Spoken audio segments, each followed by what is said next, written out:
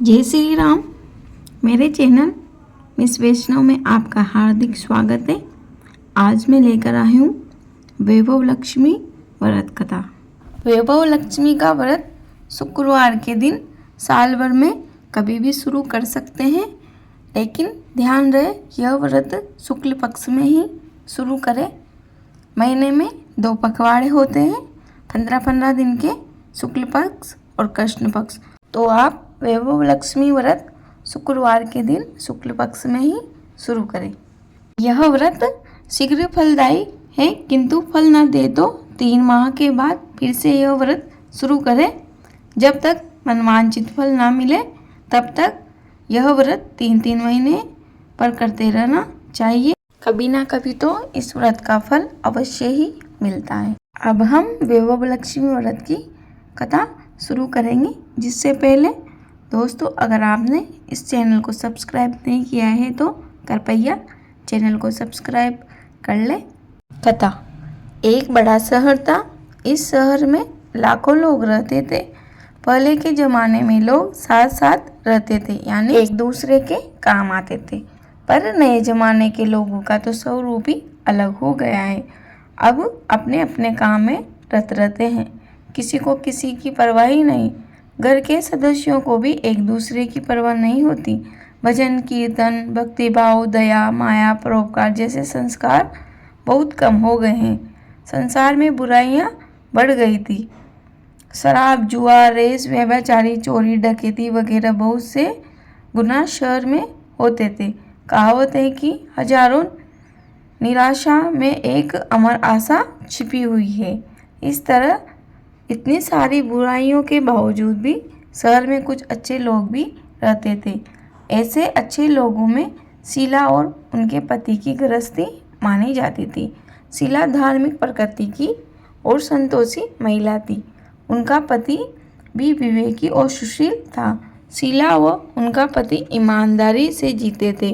वे किसी की बुराई न तो करते थे और न ही कोई करता था तो उसकी हाँ हूँ करते थे। प्रभु भजन में अच्छी तरह समय व्यतीत कर रहे थे। उनकी गृहस्थी आदर्श गृहस्थी थी और शहर के लोग उनकी गृहस्थी की सराहना करते थे। शीला की गृहस्थी इसी तरह खुशी खुशी चल रही थी। पर कहा जाता है कर्म की गति अकल है। विधाता के लिखे योग कोई नहीं समझ सकता। इंसान का नसीब पल भर में राजा को रंक बना देता है और रंक को राजा बना देता है। शीला के पति के अगले जन्म के कर्म भोगना बाकी रह गया होगा कि बुरे लोगों से दोस्ती कर बैठा।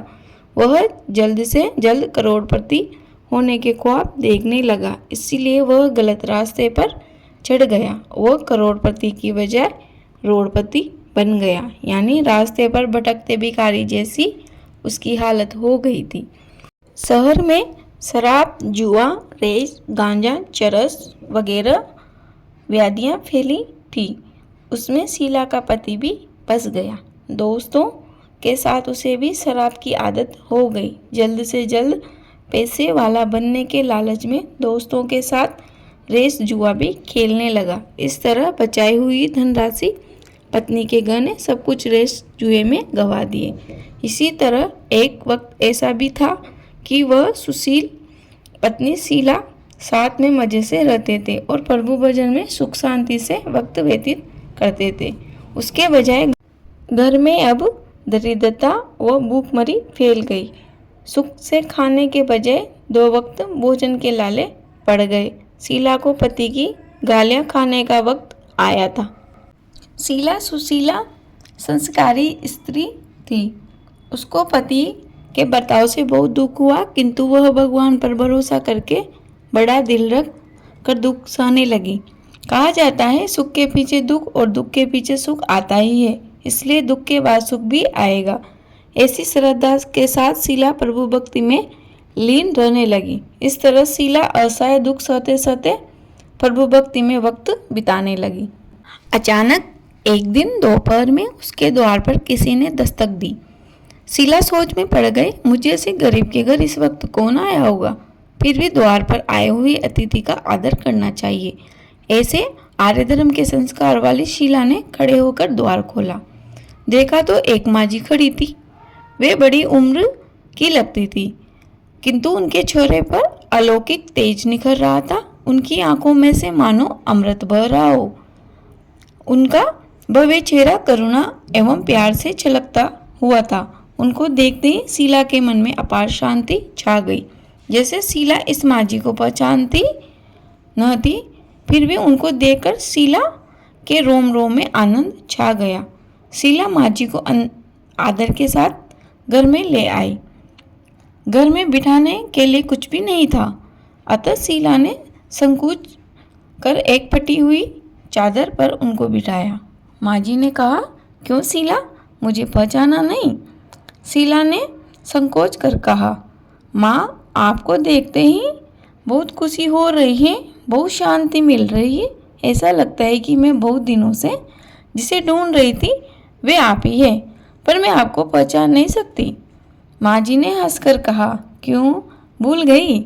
हर शुक्रवार को लक्ष्मी जी के मंदिर में भजन कीर्तन होते हैं, तब मैं वहाँ आती हूँ। वहाँ हर शुक्रवार को हम मिलते हैं। पति गलत रास्ते पर चढ़ गया है, तब से शीला दुखी हो गई थी और दुख की मारी वह लक्ष्मी जी के मंदिर में भी नहीं जाती थी। बाहर के लोगों के साथ नजर मिलाते भी उसे शर्म लगती थी। उसने याददाश्त पर जोर दिया, पर माँ जी याद नहीं आ रही थी। तभी माँ जी ने कहा, तू लक्ष्मी जी के मंदिर में कितने मधुर मधुर भजन गाती थी।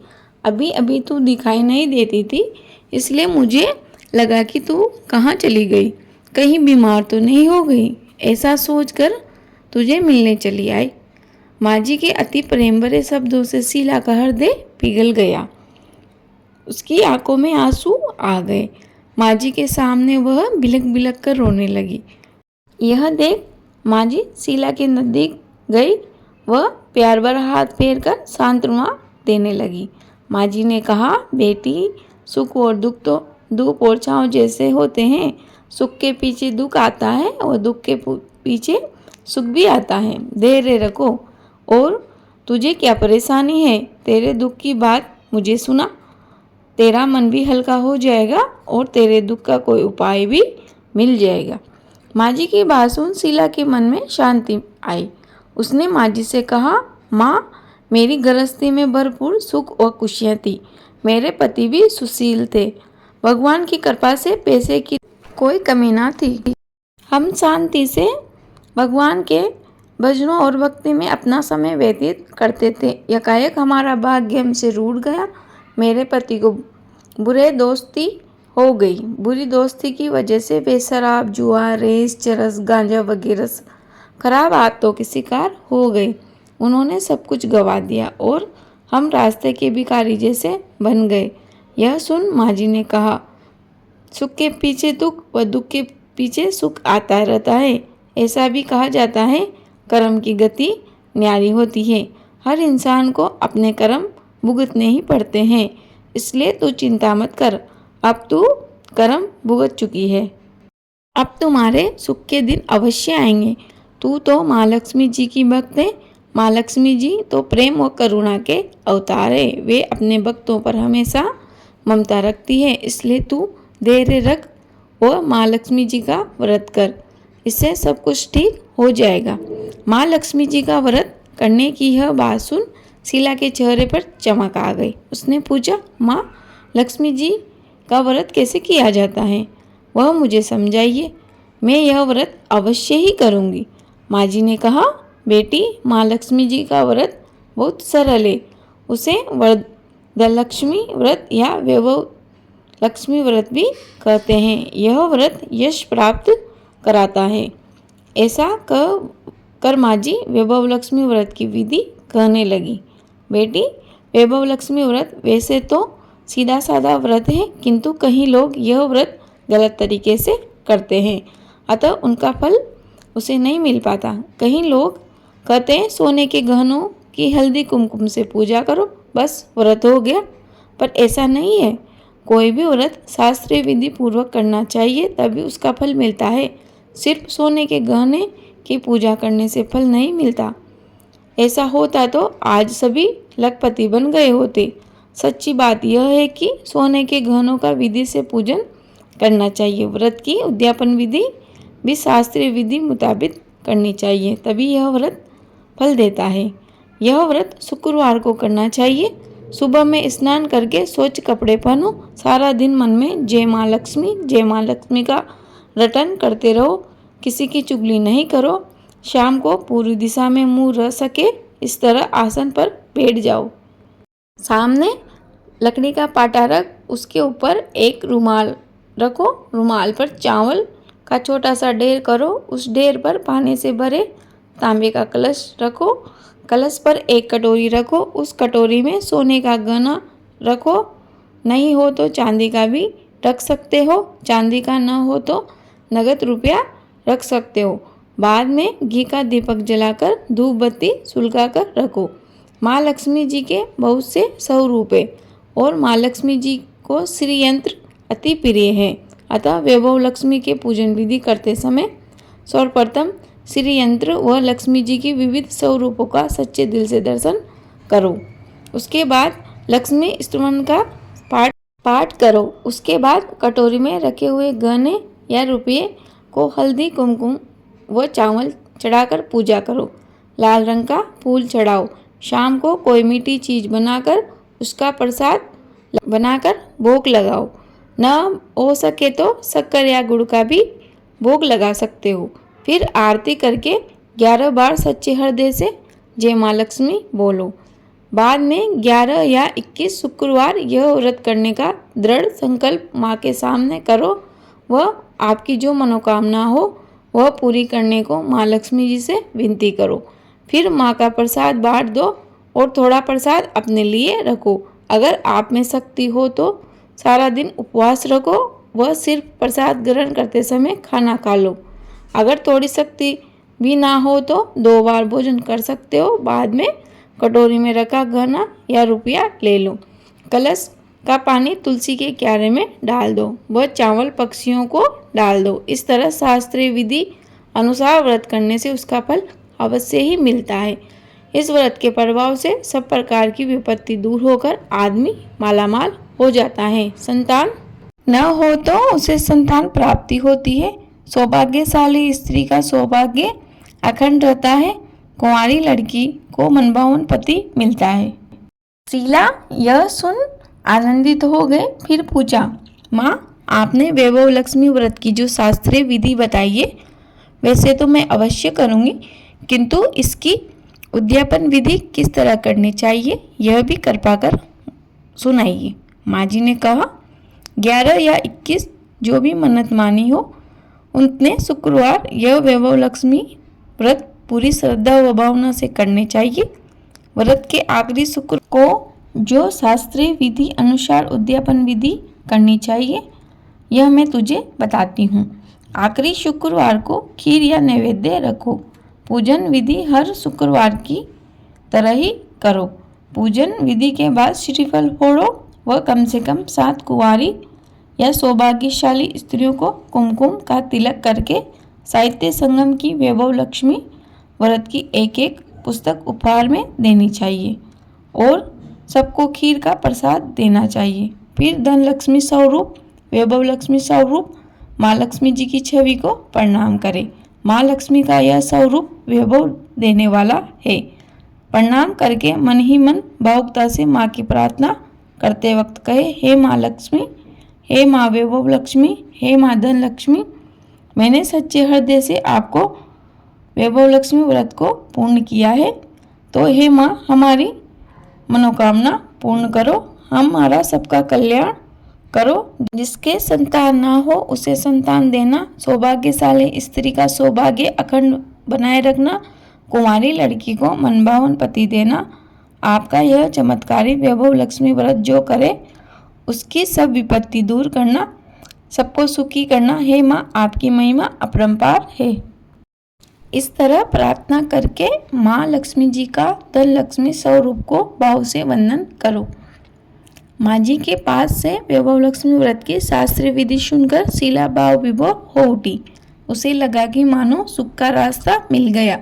उसने आंखें बंद करके मन ही मन उसी क्षण संकल्प किया कि हे वैभव लक्ष्मी माँ, मैं भी माँ जी के कहे अनुसार श्रद्धा से शास्त्रीय विधि अनुसार वैभव लक्ष्मी व्रत 21 शुक्रवार तक करूँगी और व्रत के शास्त्रीय विधि से उद्यापन करूँगी।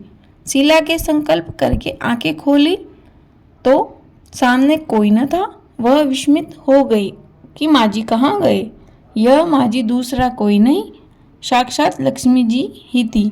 शीला लक्ष्मी जी की भक्त थी, इसलिए अपने भक्तों को रास्ता दिखाने के लिए माँ लक्ष्मी देवी माँ जी का स्वरूप धारण करके शीला के पास आ गई थी।